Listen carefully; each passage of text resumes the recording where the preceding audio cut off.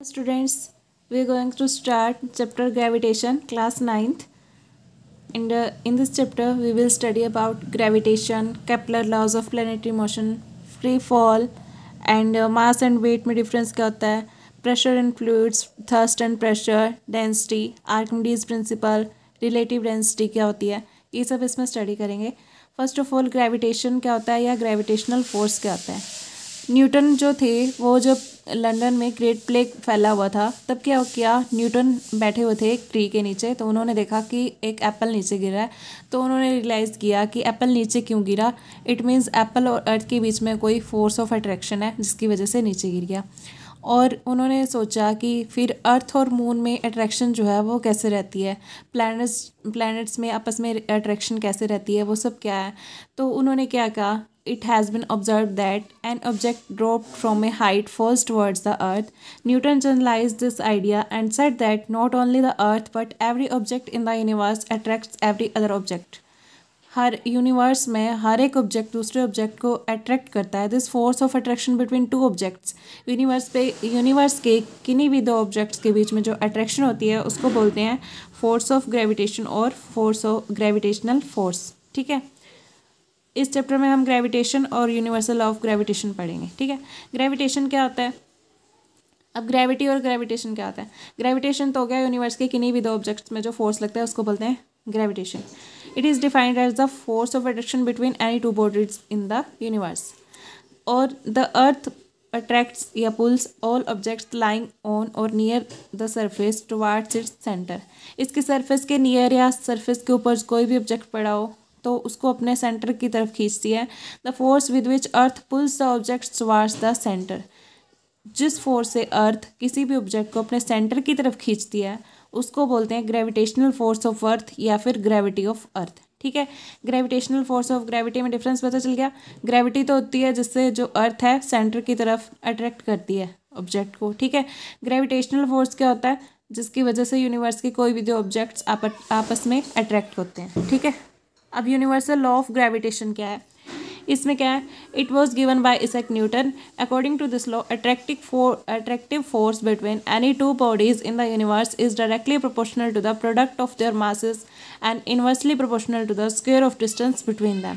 ये लॉ क्या कहता है कि कोई भी दो ऑब्जेक्ट पड़े हैं जिनका मास m1 और m2 है, डिस्टेंस d के ऊपर पड़े हैं, तो उनमें क्या होएगा, द फोर्स किसके डायरेक्टली प्रोपोर्शनल होगा, इनके प्रोडक्ट के मास के, जो इनके दोनों का मास है उनके प्रोडक्ट के इक्वल डायरेक्टली प्रोपोर्शनल होएगा.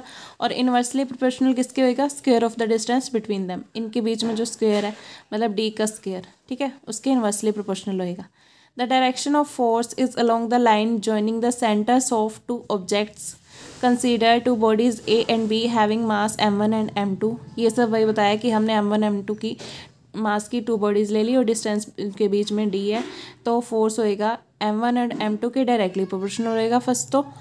और सेकंड क्या होएगा, it will be inversely proportional to the square of distance between them. ठीक है, तो इन दोनों को मिला के क्या होएगा, एक तो m1 m2 के डायरेक्टली और d स्क्वायर के इनवर्सली प्रोपोर्शनल.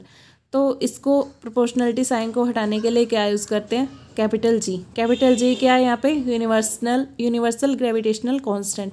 इसकी वैल्यू क्या होती है 6.67 इंटू 10⁻⁻11 न्यूटन मीटर स्क्वायर पर किलोग्राम स्क्वायर. ठीक है, ये यूनिवर्सल ग्रेविटेशनल कांस्टेंट होता है, इसकी वैल्यू होती है. ये जो जी की वैल्यू है ये ना तो m1 पे डिपेंड करती है, ना m2 पे, ना d पे. ये जी की वैल्यू हमेशा फिक्स होती है और इतनी ही रहती है. ठीक है, यूनिवर्सल ग्रेविटेशनल कांस्टेंट है ये. अच्छा, it's value doesn't depend on medium. ये सब वही बता रखा है कि इनके मीडियम पे और किसी भी चीज़ पे मास पे डिपेंड नहीं करती, डिस्टेंस पे भी नहीं करती. Suppose masses of two bodies are 1 kg each. हमने सपोज कर लिया कि m1 भी 1 है, m2 भी 1 है और d जो है वो भी 1 है. ठीक है, ये सब 1 हो गए तो f किसके इक्वल हो गया, g के इक्वल हो गया. तो इट मीन्स g की डेफिनेशन हम एक ये भी दे सकते हैं, hence the universal gravitational constant is defined as the gravitational force between two bodies of unit masses and separated by unit distance. Two bodies unit masses की और separated by unit distance, 1 metre distance है from each other placed anywhere in space में कहीं भी place कर रखी हैं. ठीक है, अच्छा, और इसका ऐसा यूनिट क्या हो गया, जी यहाँ से निकालेंगे, जी का यहाँ से निकालेंगे तो क्या होगा, जी इधर ही रहने दो, इसको उधर ले जाओ, F into D square, M1 M2 नीचे आ जाएगा, तो एफ का क्या आता है यूनिट न्यूटन, और इसका डी स्क्र क्या हो गया मीटर स्क्वायर, M1 M2 नीचे आया तो किलो पर kilogram square, newton metre square पर किलोग्राम स्क्वायर, ऐसे इसका ये यूनिट बन जाएगा। ठीक है, न्यूटन मीटर स्क्वायर पर किलोग्राम स्क्वायर। द SI अच्छा the value of G was found out by the Henry Cavendish. Henry Cavendish ने फाइंड आउट की थी, ये पूछ सकते हैं कॉम्पिटिटिव एग्जाम्स में पूछ सकते हैं, वैसे तो इतना इंपॉर्टेंट नहीं है। 1731 से 1810 by using a sensitive balance को यूज़ करके की थी। ठीक है, importance of universal law of gravitation, gravitation law की इंपॉर्टेंस क्या है, importance of universal law of gravitation, gravitation law की इंपॉर्टेंस क्या है। The universal law of gravitation successfully explain several phenomena, इससे क्या होते हैं फिनोमेना एक्सप्लेन होते हैं, जैसे the force that binds us to the earth, हमें जो फोर्स अर्थ से बाइंड करता है वो कौन सा फोर्स होता है। ठीक है, the motion of moon around earth, moon जो है अर्थ के अराउंड जो मूव करता है वो किस फोर्स से मूव करता है।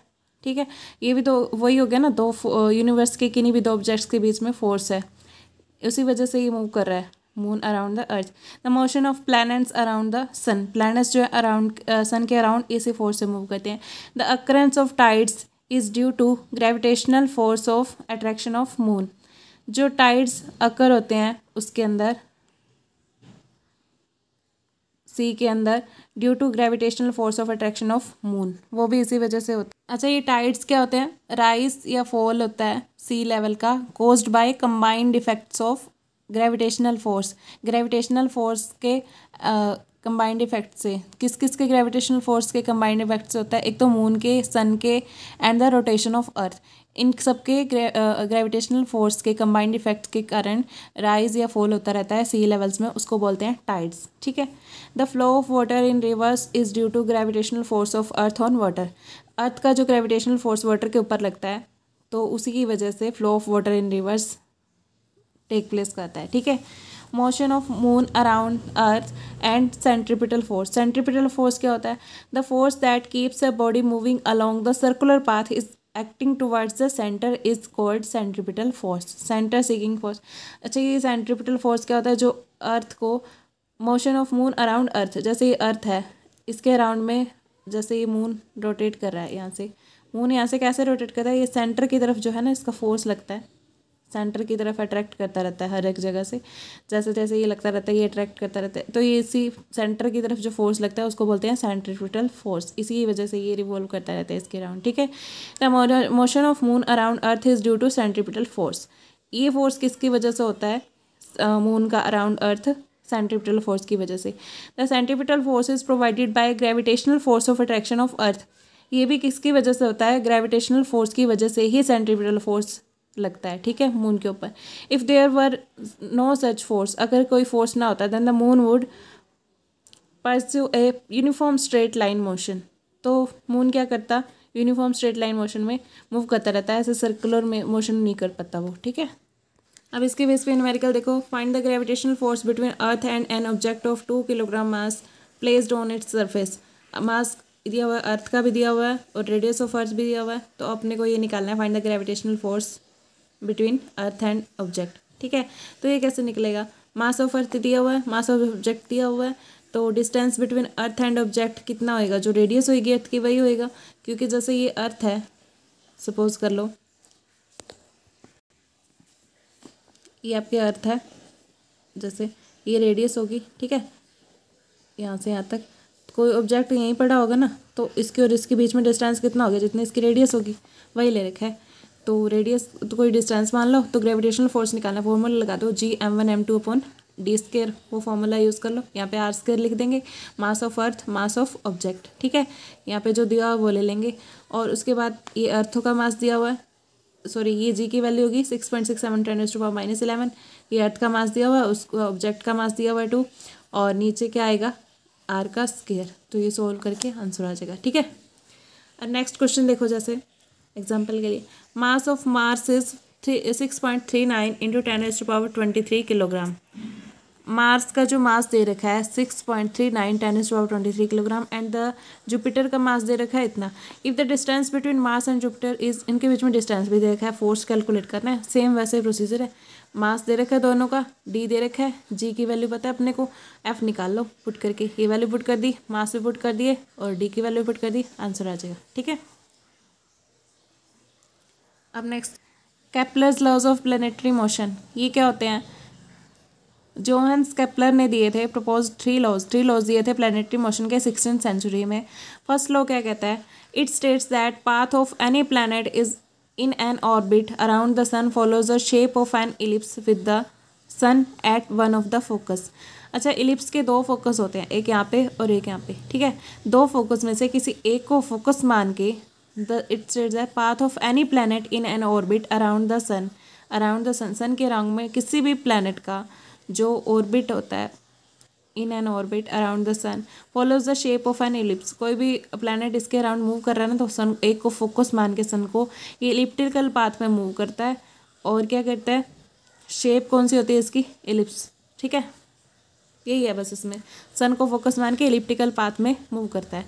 और the point in the orbit of a planet nearest to the sun, जो पॉइंट नियरेस्ट टू सन है, यहाँ पे जब प्लैनेट आएगा तो उसको बोलते हैं पेरिहिलियन। ठीक है, पेरिहिलियन या फास्टेस्ट, यहाँ पे जब आता है तो प्लैनेट यहाँ पे फास्टेस्ट मोशन होता है।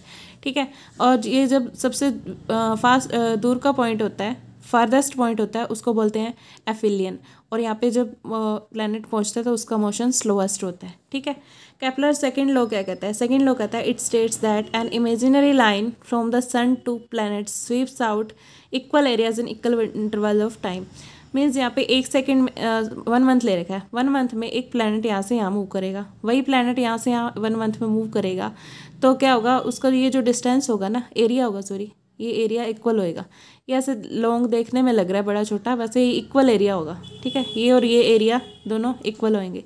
दस if the time of travelling of planet from A to B और C to D, time of travelling दोनों का टाइम सेम है, then the areas A O B, ये वाला एरिया, और सी ओ डी, ये एरिया, दोनों एरिया इक्वल होंगे अगर टाइम इक्वल है तो।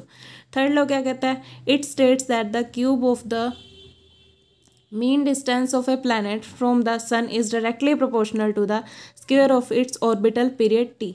ठीक है, ये क्या कहता है? क्यूब है जो मीन डिस्टेंस का, आर क्या है यहाँ पे? रेडियस है, मीन डिस्टेंस रेडियस को मीन डिस्टेंस ले रहे हैं, डिस्टेंस लेके चल रहे हैं प्लैनेट का from the sun.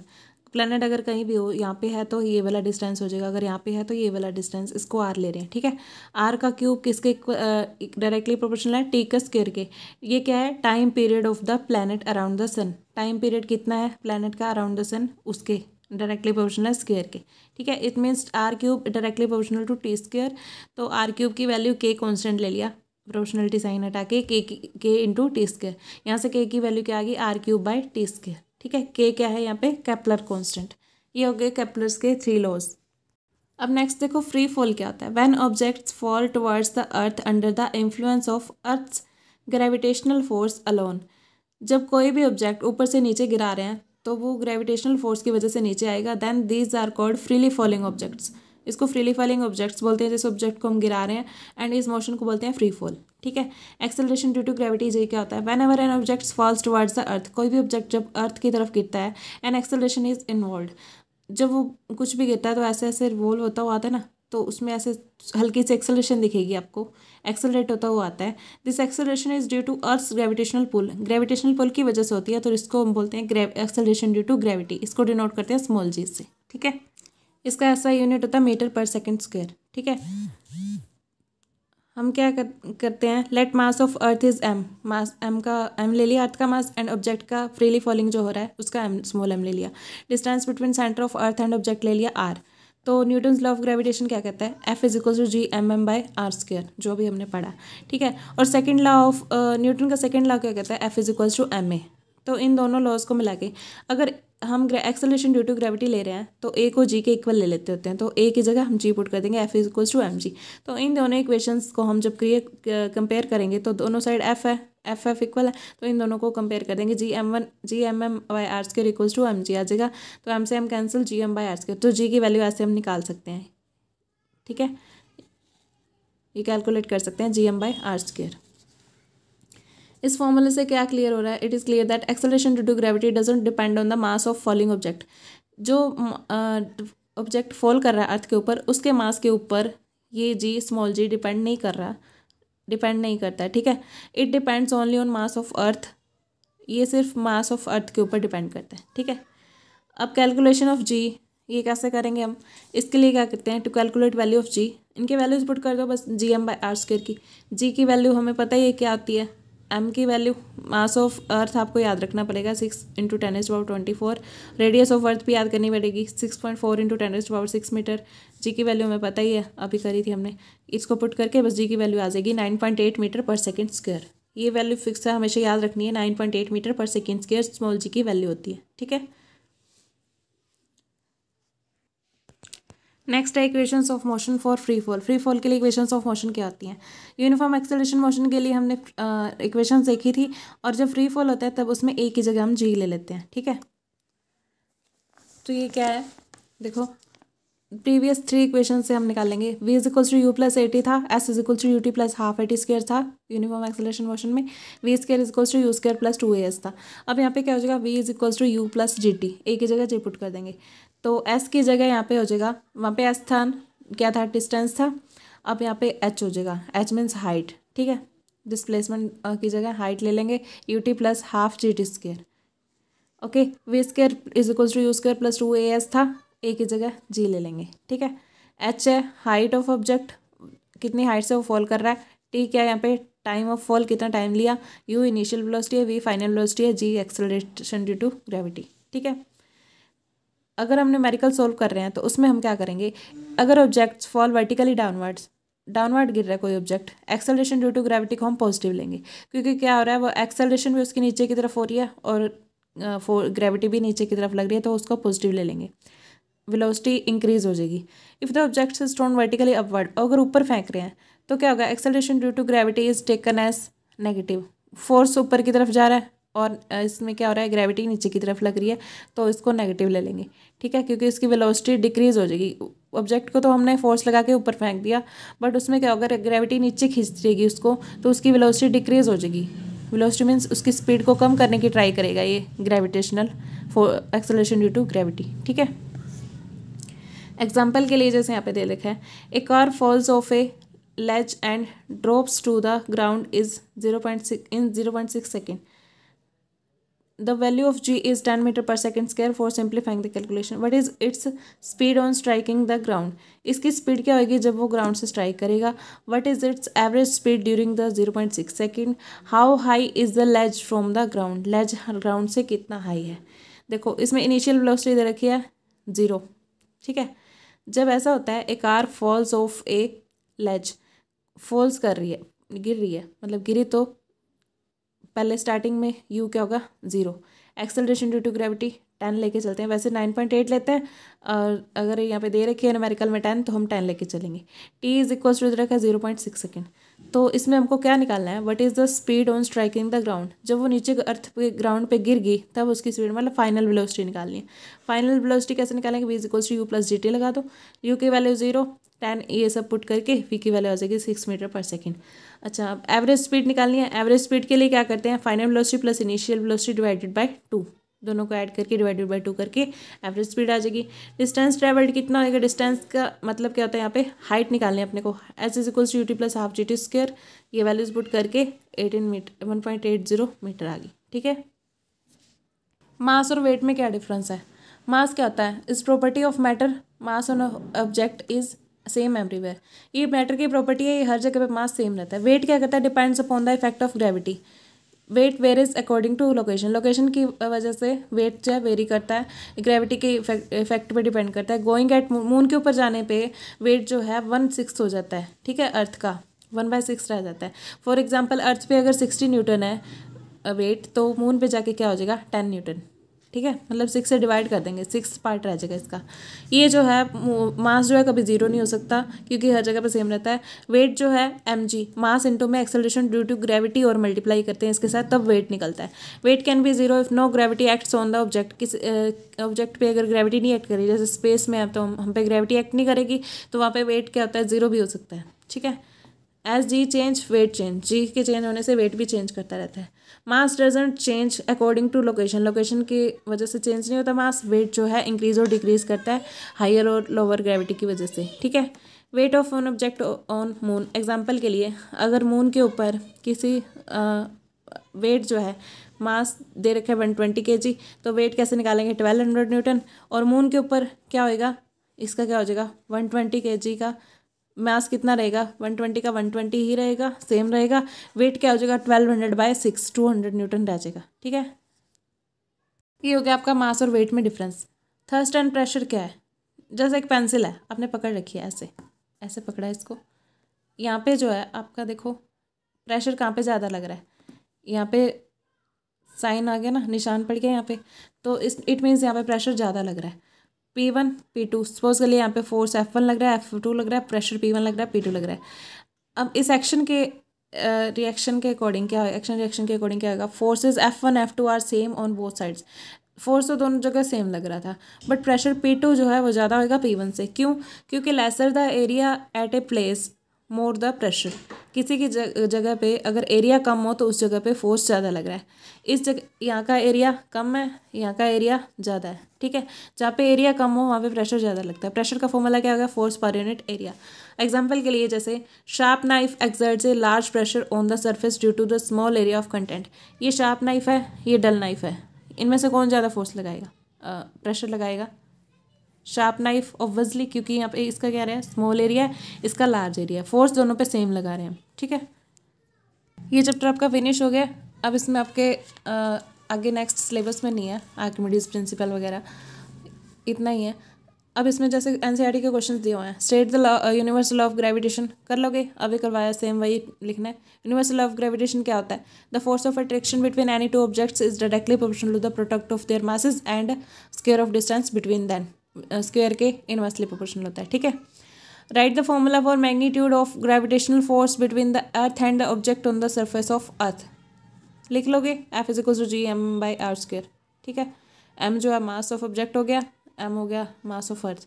What do you mean by free fall, अभी डेफिनेशन करवाई थी, ठीक है। What do you mean by acceleration due to gravity, ये अभी जी डिराइव किया था ना हमने, G/m/r², वही लिखना है यहाँ पे आंसर इसका। What are the difference between mass of an object and its weight, mass और वेट में अभी डिफरेंस करवाया था, वही है सारा, ठीक है। Why is the weight of an object on the moon 1/6 of weight on earth, moon पे जाने पे 1/6 क्यों रह जाता है, ठीक है।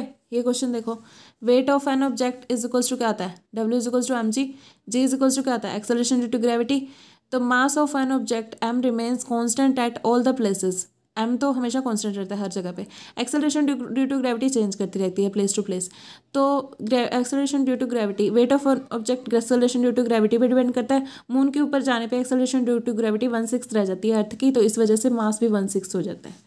Why is it difficult to hold a school bag having a strap made of thin strong strings, पतली और स्ट्रॉन्ग स्ट्रिंग से बना हुआ बैग होल्ड करने में डिफिकल्टी क्यों होती है। It is difficult to hold a school bag having a strap made of a thin and strong string because the area under the strap is small, अभी बताया था ना जहाँ पे एरिया कम हो वहाँ पे प्रेशर ज़्यादा लगता है, hence large pressure is exerted by strap on fingers और शोल्डर्स और फिंगर्स पे ज़्यादा प्रेशर एक्सर्ट करेगी, तो ड्यू टू विच इससे क्या होगा large pressure the strap strands to cut the skin, strap जो है स्किन को कट कर सकता है, हैंस पेन इज कॉज्ड, तो हमें पेन होता है। अच्छा अब नेक्स्ट क्वेश्चन आपका इसके बेस है, प्रेशर इन फ्लूइड्स जो है प्रेशर एक्सर्ट करते हैं, और लिक्विड्स एंड गैसेज, फ्लूइड्स कहते हैं जो फ्लो कर सकते हैं, लिक्विड्स एंड गैसेज दोनों फ्लो कर सकती हैं, तो इन दोनों को बोलते हैं फ्लूइड्स, ठीक है। Water and air are two most common fluids, ये दोनों मोस्ट कॉमनली यूज्ड फ्लूइड्स हैं। Solids exert pressure on surface due to their weight, solids जो है सरफेस पे प्रेशर एक्सर्ट करते हैं वेट की वजह से। Fluids are also have weight, fluids में भी वेट होता है, वो फ्लूइड्स ऑल्सो एक्सर्ट प्रेशर, उनमें भी वेट होता है तो इसलिए वो भी प्रेशर एक्सर्ट करते हैं on the base and walls of the container in which they are enclosed. Fluids exert pressure in all direction, fluids जो है हर एक डायरेक्शन में प्रेशर एक्सर्ट करते हैं। बुयांसी क्या होती है, the tendency of liquid to exert an upward force on an object immersed in it called buoyancy, ठीक है। किसी भी लिक्विड में आप कोई ऑब्जेक्ट डाल दो तो वो उसके ऊपर अपोजिट फोर्स लगाएगा। जैसे ये पानी है, वाटर है, वाटर के अंदर कोई ऑब्जेक्ट डाला, यहाँ पे कोई ऑब्जेक्ट पड़ा, ये ऊपर की तरफ इसके ऊपर फोर्स लगाएगा, इसको बोलते हैं buoyancy. Gases also exhibit property of buoyancy. Buoyant force क्या होता है? Is an upward force which acts on an object when it is immersed in liquid, it is also called upthrust. इसको अपथ्रस्ट भी बोलते हैं, ठीक है। It is the buoyant force due to which a heavy object seems to be lighter in water.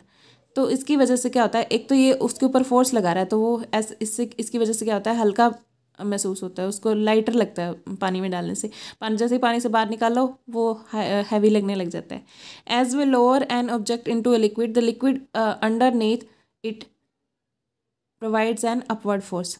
तो liquid क्या करता है, उसके ऊपर अपवर्ड फोर्स लगाना स्टार्ट कर देता है। इसके एग्जांपल के लिए देख लो, अगर एक पीस ऑफ कॉर्क है जो हमने सरफेस के वाटर के सरफेस पे रखा हुआ है नीचे, ठीक है, तो below the surface of water, surface के वाटर के सरफेस के बिलो है। When we apply a force of by our thumb, जैसे ही हम पानी के ऊपर थंब से फोर्स लगाएंगे तो वो कॉर्क क्या करेगा, ऊपर आ जाएगा, सरफेस के ऊपर आ जाएगा। ये क्या होता है, जैसे हमने थंब डाला, थंब लगाया तो उसके वो वाटर क्या करने लगे, थंब के ऊपर फोर्स लगाने लगे, तो जिसकी वजह से फोर्स उसके ऊपर कॉर्क के ऊपर भी लगा, कॉर्क ऊपर आ गया, ठीक है। इस ऐसे पता चलता है कि ये अपथ्रस्ट या बाउंड फोर्स लगता है किसी ऑब्जेक्ट के ऊपर जो हम पानी में डालते हैं, ठीक है। बाउंड फोर्स को क्या क्या चीज़ इफेक्ट करती है? Density of liquid having higher density exerts more upward buoyant force. Liquid जिसके पास हायर डेंसिटी का लिक्विड जो होगा, जो बाउंड फोर्स ज़्यादा लगाएगा ऑब्जेक्ट के ऊपर then other liquid of lower density. Lower density के लिक्विड से हायर डेंसिटी वाला लिक्विड ज़्यादा बाउंड फोर्स लगाएगा।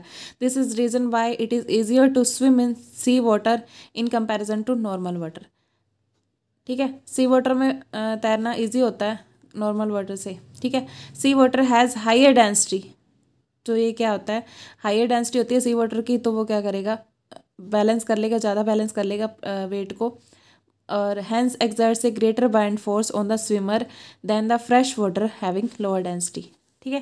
Volume of object immersed in the liquid, as the volume of solid object immersed inside the liquid increases, जैसे ही solid जो हमने उसमें पानी में डाला उसका वेट वॉल्यूम इंक्रीज करने लग जाए तो the upward buoyant force also increases. तो अपवर्ड बाउंड फोर्स भी जितना हम ऊपर से डालते हैं ना वेट, उतना ही ज़्यादा पानी वो एक्सर्ट करता है force, buoyant force. The magnitude of buoyant force acting on a solid object doesn't depend on the nature of solid object, ठीक है। buoyant force का मैग्नीट्यूड सॉलिड ऑब्जेक्ट के उस पर डिपेंड नहीं करता, नेचर पे डिपेंड नहीं करता। It depends only on its volume, सिर्फ वॉल्यूम पे डिपेंड करता है। When two balls made of different metals की दो बॉल्स बनी है, डिफरेंट वेट्स हैं उनके बट इक्वल वॉल्यूम, उनका वॉल्यूम इक्वल है, are fully immersed in liquid में डाल दी, they will experience an equal upward buoyant force as both balls displace equal amount of liquid due to their equal volumes, ठीक है। Volume पे depend करेगी ये वेट, वुट उसकी चीज़ पे डिपेंड नहीं करेगा कि कितना वाटर बाहर निकलता है, ठीक है। अब फ्लोटिंग और sinking of objects in liquid, float कब करते हैं और सिंक कब करते हैं? Weight of objects which acts in a downward direction it tends to pulls down the object. जो ऊपर से नीचे लग रहा है वो तो इसको नीचे लेके जाएगा, सॉलिड को, किसी भी ऑब्जेक्ट को हमने डाला उसको नीचे ले जाएगा। बाउंड फोर्स क्या करेगा, पुश अपवर्ड, इसको ऊपर लेके जाएगा, इसको बोलेंगे upthrust. Whether an object will float और सिंक, कब फ्लोट करेगा कब सिंक करेगा ये किस पे डिपेंड करता है, depends on relative magnitudes of this two forces. इनके मैग्नीट्यूड पे, रिलेटिव मैग्नीट्यूड कितना निकलता है उस पर डिपेंड करता है।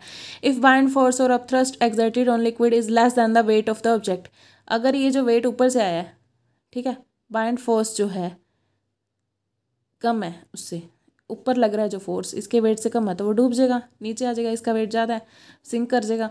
If the buoyant force is equal to the weight of object will float in the liquid, अगर दोनों इक्वल है तो फ्लोट कर जाएगा, ठीक है। If the buoyant force is more than the weight of object which rise in the liquid and then float, पहले ये ऊपर की ओर राइज करेगा फिर ये फ्लोट करेगा, ठीक है, इस चीज़ पर डिपेंड करता है। अब नेक्स्ट देखो डेंसिटी क्या होती है, मास ऑफ सब्सटेंस पर unit volume of the substance, ये डेंसिटी होती है। ऐसा यूनिट क्या आता है डेंसिटी का, किलोग्राम पर मीटर क्यूब, मास का किलोग्राम, वॉल्यूम का मीटर क्यूब, ठीक है, ये स्केलर क्वांटिटी है, बस इतना याद रख लेना। आर्किमिडीज प्रिंसिपल वैसे सिलेबस में है नहीं आपके, बट देख लो क्या होती है। It states that when an object is fully और पार्शली इमर्स्ड इन लिक्विड, ये आपके +1 में काम आएगी।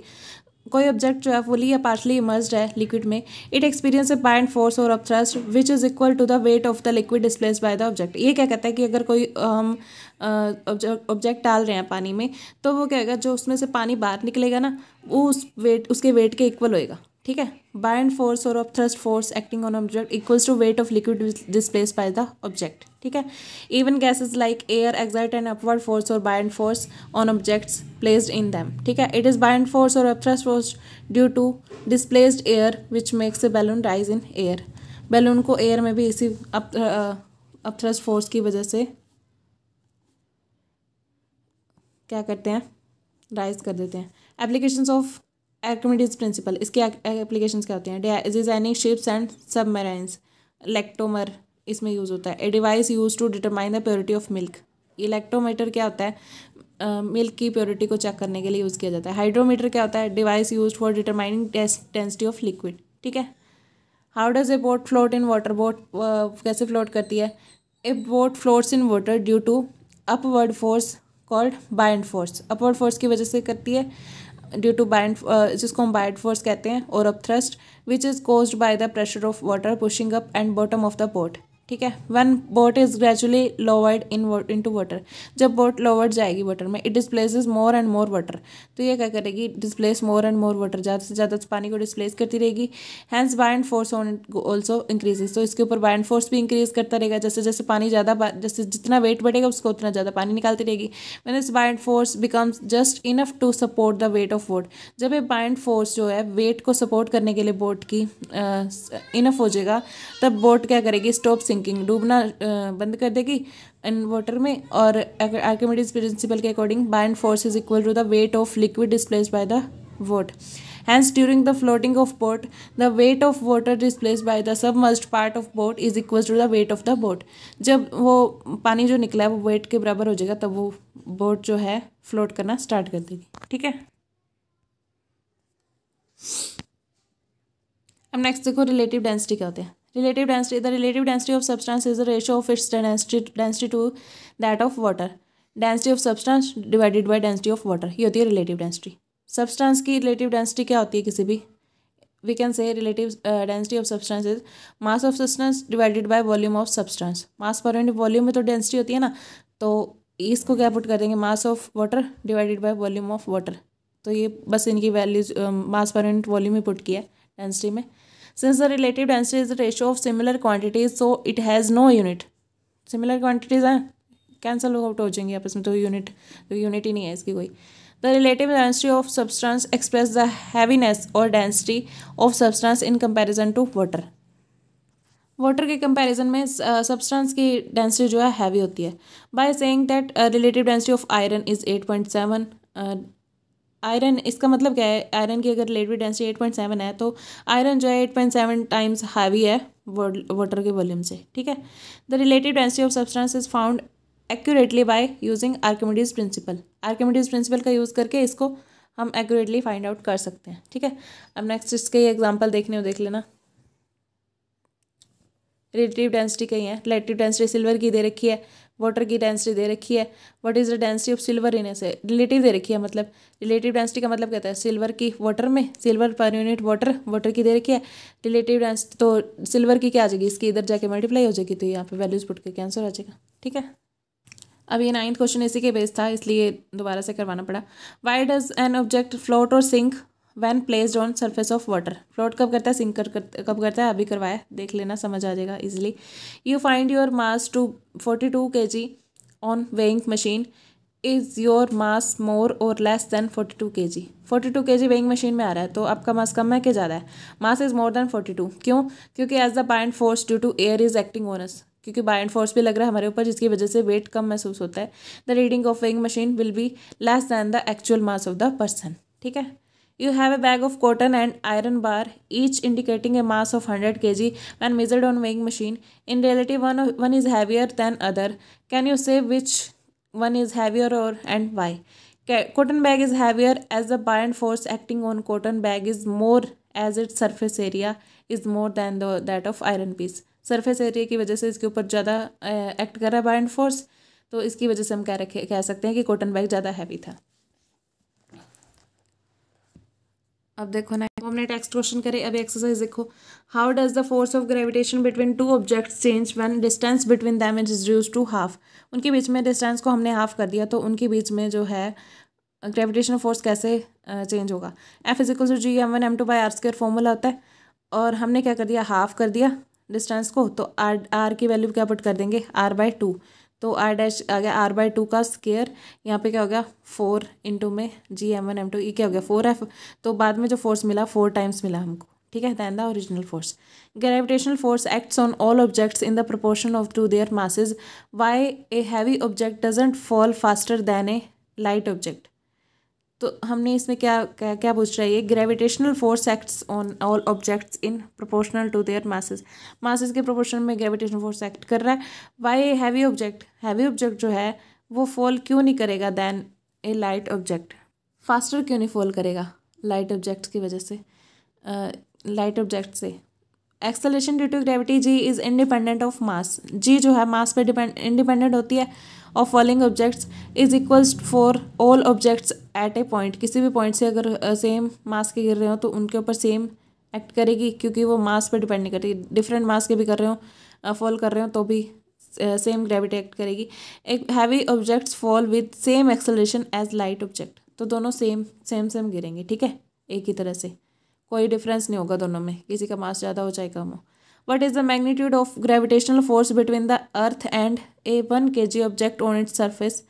मास ऑफ अर्थ दे रखा है, रेडियस ऑफ अर्थ दे रखा है, पुट कर दो G M M by R square, M की वैल्यू दे रखी है 1, ये पुट करके आंसर आ जाएगा।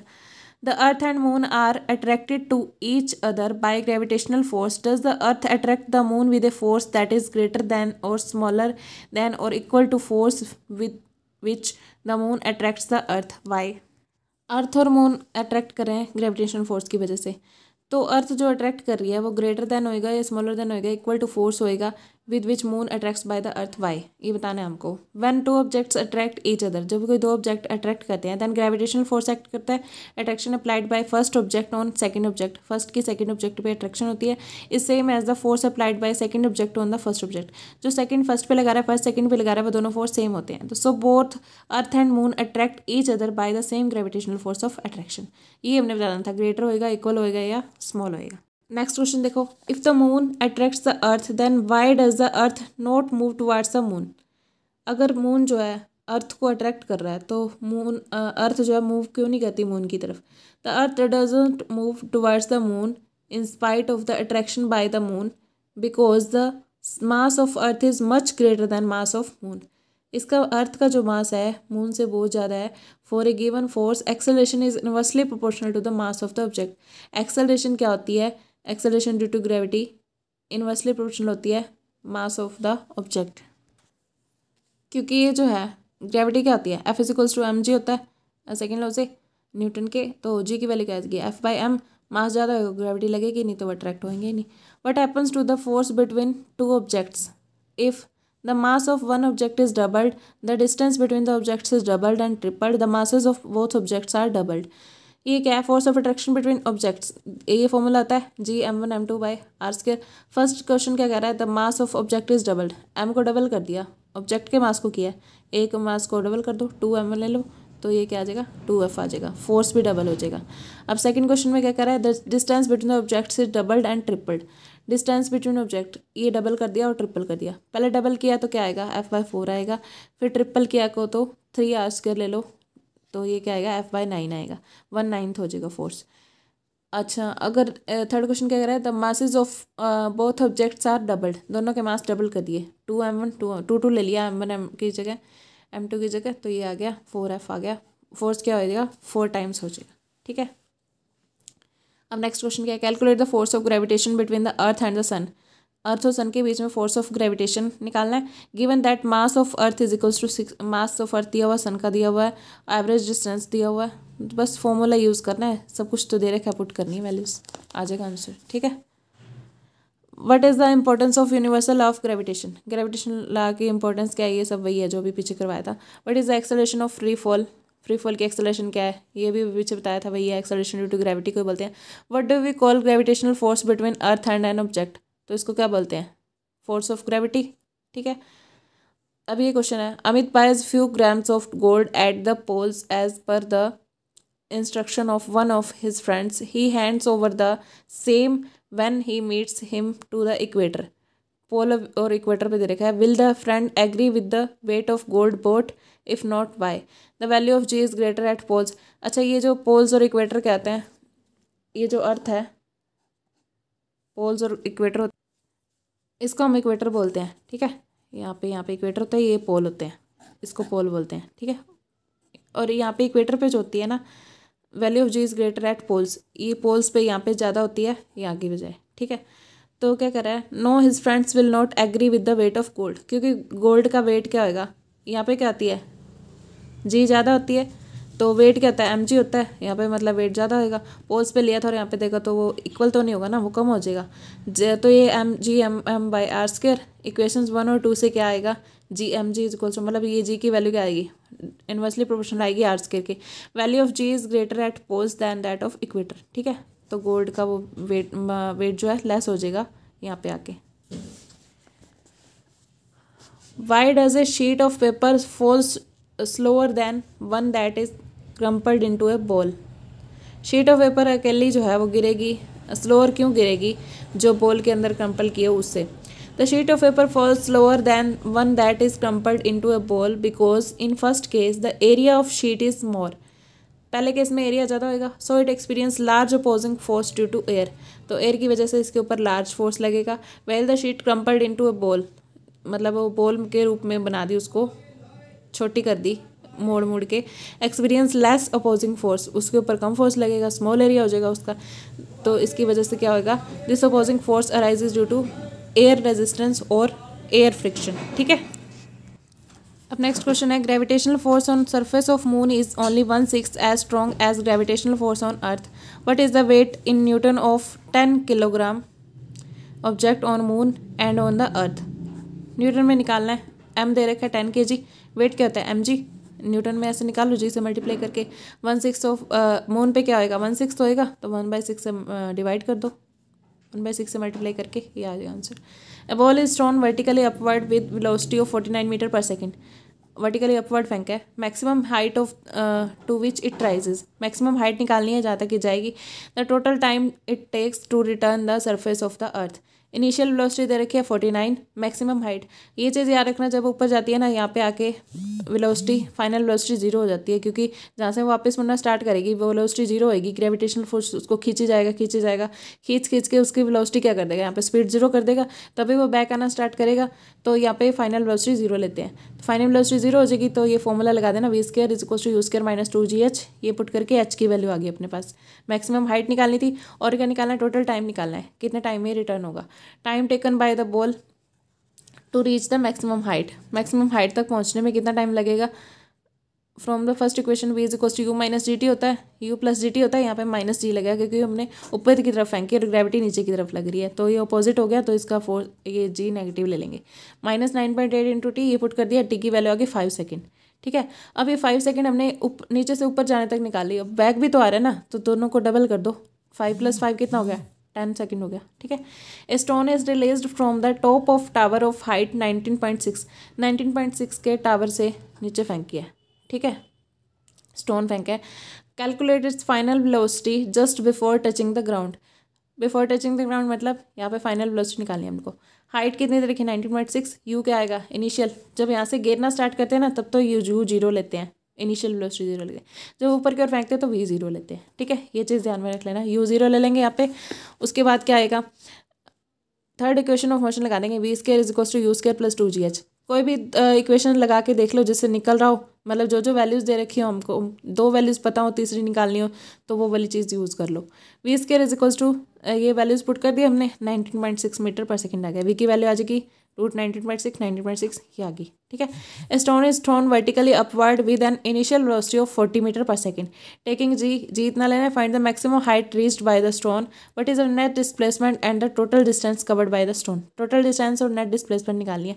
इसमें क्या करेंगे, इनिशियल वेलोसिटी अपने को 0 दे रखी है, क्यों, क्योंकि अपवर्ड फेंका है तो इनिशियल वेलोसिटी 0, और फाइनल वेलोसिटी, इनिशियल वेलोसिटी 40 दे रखी है, फाइनल वेलोसिटी इसमें 0 ले लेंगे।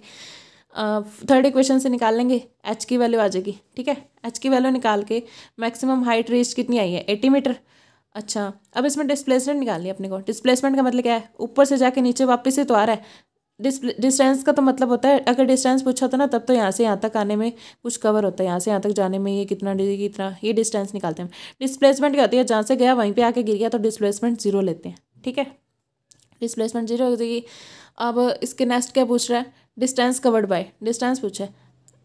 Because the stone starts from the earth surface and again वहीं पे गिर गया, the initial and final position of stone are same, तो डिस्प्लेसमेंट जीरो होगी। अब डिस्टेंस कितना हो गया, after reaching the maximum height the stone will fall towards the earth and will reach the earth surface covering the same distance. ये height जो है ये सेम डिस्टेंस लगा के नीचे आ जाएगा, तो इसका डिस्टेंस कितना हो जाएगा 80 प्लस में 80 160 मीटर। ठीक है, A stone is allowed to fall from the top of a tower 100 meter high, and at same distance another stone is projected vertically upward from the ground with a velocity of 25 meter per second. Calculate when and where the two stones will meet. कब और कहाँ पे दोनों stones meet करेंगे। देखो इसमें क्या है, एक स्टोन तो हमने टॉप से नीचे गिरा है, एक टावर से एक ऊपर फेंका एक नीचे फेंका है, तो कहाँ पे दोनों मिलेंगे ये बताना है अपने को। अब ये क्या है, जैसे ये सपोज कर लो ये एक स्टोन नीचे से ऊपर जा रहा है, ये स्टोन ऊपर से नीचे आ रहा है, हमने सपोज कर लिया ये इस पॉइंट पे सी पे आके मिलेंगे। ठीक है, तो इनिशियल वेलोसिटी इसकी कितनी होएगी, जो नीचे से ऊपर गया है सॉरी ऊपर से नीचे आया है, पहले इसकी ले रहे हैं एक ही, इनिशियल वेलोसिटी जीरो होएगी 0 metre per second. Final velocity कितनी है 25 मीटर पर सेकंड, ये दे रखा है। ठीक है, फाइनल वेलोसिटी मतलब सॉरी फाइनली ये हम ले रहे हैं initial velocity of B. Initial velocity of A कितनी होएगी 0 मीटर पर सेकंड, इसकी होएगी initial velocity 25 metre per second से फेंके ऊपर जाके जीरो हो जाएगी यहाँ पे। अब लेट बोथ मीट एट सी, दोनों सी पे मिल रहे हैं, तो पहले हम हाइट निकालेंगे। हाइट क्या होगी UT plus half G T square, ये इसकी वैल्यू पुट करेंगे 0, यू की वैल्यू 0 ए के लिए, तो हाफ जी टी स्क्वायर, और उसके बाद इसके लिए निकालेंगे एम सी के लिए, एम सी ये हमने निकाला पहले, एम सी के लिए निकाल रहे हैं। H is equals to half G T square, क्योंकि इसमें क्या होगा यू तो जीरो ही हो गया ना, ये एच की वैल्यू क्या आ गई हाफ जी टी स्क्वायर आ गई ना यहाँ से, तो ये किसकी वैल्यू निकल गई एम सी की। ठीक है, क्योंकि ये जीरो लेके यहाँ से यहाँ तक निकाल रहे हैं ना हम। अब हम एम सी की निकाल सके, एम सी की इसकी निकाल लेते हैं, अब नीचे से ऊपर निकाल लेते हैं। ठीक है, इसकी वैल्यू कैसे निकालेंगे देखो, अब जैसे एन सी की H is equal to U T plus half G T square, उसके लिए नीचे वाला वो लगा दो जो दूसरे स्टोन को नीचे से ऊपर फेंका था, 25 आ जाएगा इसमें यू, तो इसमें नीचे से ऊपर फेंक रहे हैं तो जी माइनस ले लेंगे 25 T minus half G T square, तो 1 और 2 को ऐड कर दो M C plus N C को, तो दोनों को ऐड करने पे क्या आ गया टी की वैल्यू आ गई यहाँ से 4 सेकंड, तो इसको क्या करो किसी भी इक्वेशन में पुट कर दो, तो यहाँ से एच की वैल्यू आ जाएगी आपका 80 मीटर। ठीक है, देखो फर्स्ट पार्ट में हमने क्या किया था, U is equals to U की वैल्यू निकालनी थी हमको, टी दे रखा था, थ्री ले लिया था, वी और ये सब कुछ पुट करके हमने वी की वैल्यू निकाली 29.4 मीटर पर सेकंड। ठीक है, अब नेक्स्ट फिर देखो हमने क्या किया, ये हमसे क्वेश्चन क्या पूछ रहा था, ए बॉल थ्रोन वर्टिकली अपवर्ड, ये थ्रोअर के पास वापस आ रही है 6 सेकंड में। ठीक है, वेलोसिटी निकालनी थी with which it was thrown up, किस वेलोसिटी से इसको ऊपर फेंका था, तो इसको ऊपर फेंका नीचे वापस आई तो इसने 6 सेकंड लिए, तो इसको किस वेलोसिटी से ऊपर फेंका उसके लिए तो हमने क्या यू निकालना पड़ेगा ना अपने को, यू निकालने के लिए बाकी सारे वैल्यूज पुट कर दो, वी की वैल्यू 0 लेंगे। ठीक है, क्योंकि ये नीचे से ऊपर फेंक रहे हैं। अब नेक्स्ट क्या कह रहा है, height it reach, maximum height निकालनी है जहाँ पे ये पहुंचा, V square minus U square is equal to 2gh ले लिया, तो यहाँ पे वैल्यूज पुट करके यहाँ पे जी माइनस कर लेंगे क्योंकि ऊपर फेंक रहे हैं, एच की वैल्यू आ गई। अब इसने कहा है थर्ड पार्ट में कि 4 सेकंड के बाद उसकी क्या पोजीशन होगी, 3 सेकंड ऊपर जाने में लगे थे, 3 नीचे आने में, 3 ऊपर जाने में लगे और 3 नीचे आने में, तो उसके बाद 1 और निकालना है, 1 सेकंड के बाद वो कहाँ पहुंचा, मतलब 3 + 1 4 सेकंड के बाद कहाँ पहुंचा वो निकालना है। तो हम 1 सेकंड के लिए डिस्प्लेसमेंट निकालेंगे, इसकी कितनी हो रही है 1 सेकंड के लिए पुट कर देंगे, टी 1 सेकंड पुट करके निकाल लेंगे 4.9 आ जाएगा।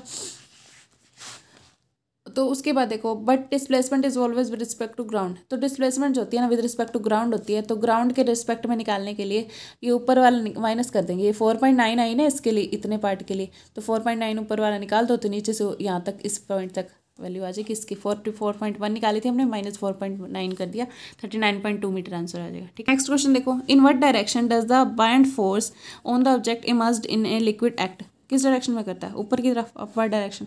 Why does a block of plastic placed under water come up to surface of water? तो सरफेस ऑफ वाटर के ऊपर क्या हो जाता है, बाइंड फोर्स की वजह से, ठीक है। Volume of 50 gram of substance is 20 centimeters cube.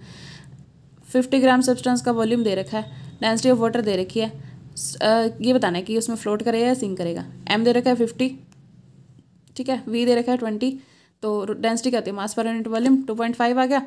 Density of substance is greater then the density of water, substance की ज़्यादा है तो वो डूब जाएगा। The volume of A 500 gram seed packet is 350 centimetre cube.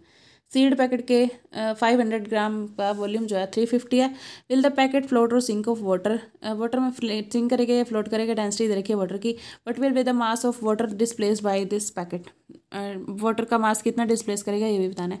Packet का मास दे रखा है, वॉल्यूम दे रखा है, डेंसिटी ऑफ पैकेट दे रखी है, मास पर यूनिट वॉल्यूम, तो ये निकाल लो। इसकी डेंसिटी पैकेट की कितनी आएगी, इतनी। तो पैकेट की डेंसिटी क्या है, वाटर से ज़्यादा है तो ये डूब जाएगा, सिंक करेगा। मास डिस्प्लेस्ड कितना आएगा, वॉल्यूम इंटू डेंसिटी। डेंसिटी का फॉर्मूला कहता है मास पर इंटू वॉल्यूम, तो मास निकालने के लिए वॉल्यूम ऊपर ले जाएंगे, वॉल्यूम इंटू डेंसिटी 350 इंटू 1 350 ग्राम, ठीक है। इतना वाटर वो डिस्प्लेस करेगा।